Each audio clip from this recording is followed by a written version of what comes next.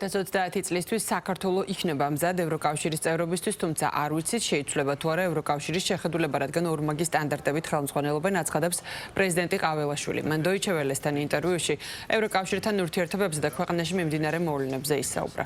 მისივე თქმით, ქვეყანაში მიმდინარე პროტესტის უკან დგას ძალა, რომელსაც ქართული ოცნების მთავრობასა და ევროკავშირს შორის მჭიდრო ურთიერთობების ინტერესი არ აქვს.